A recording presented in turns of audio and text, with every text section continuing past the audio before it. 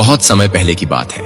एक घना जंगल था जहां हर जानवर खुद को सबसे महान समझता था, लेकिन वहीं रहता था एक नन्हा चूहा, नन्हू, जिसे कोई नहीं पूछता। नन्हू चुपचाप, शांत और बहुत ही समझदार था, लेकिन उसे कभी किसी ने गंभीरता से नहीं लिया।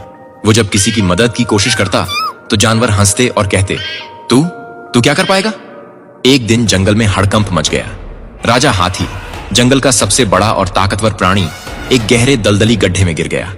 शेर, भालू, भेड़िए सबने कोशिश की, लेकिन हाथी बहुत गहराई में था। रस्सियां खींची गईं, पेड़ गिराए गए, कुछ काम नहीं आया। तभी सबके बीच से नन्हू चूहा धीरे से आगे आया। सारे जानवर हंस पड़े। तू भी आया है हाथी को बचाने? चल जा यहां से। लेकिन नन्हू ने कुछ नहीं कहा। उसने गड्ढे की दीवार को ध्यान से देखा। वहां एक तरफ की मिट्टी थोड़ी नम और गीली थी।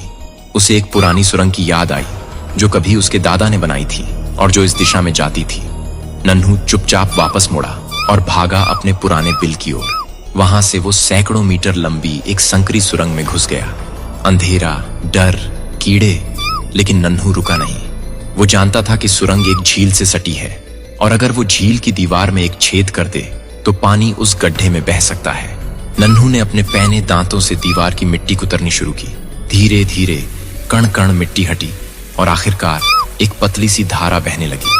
थोड़ी ही देर में झील का पानी गड्ढे की तरफ बह गया। पानी ने गड्ढे की एक तरफ की मिट्टी गीली कर दी और कुछ ही देर में वहां ढलान बन गई। हाथी समझ गया, यही मौका है। वो धीरे धीरे अपने भारी शरीर को उस गीली ढलान पर चढ़ाता गया और आखिरकार बाहर निकल आया। सारे जानवर हैरान थे।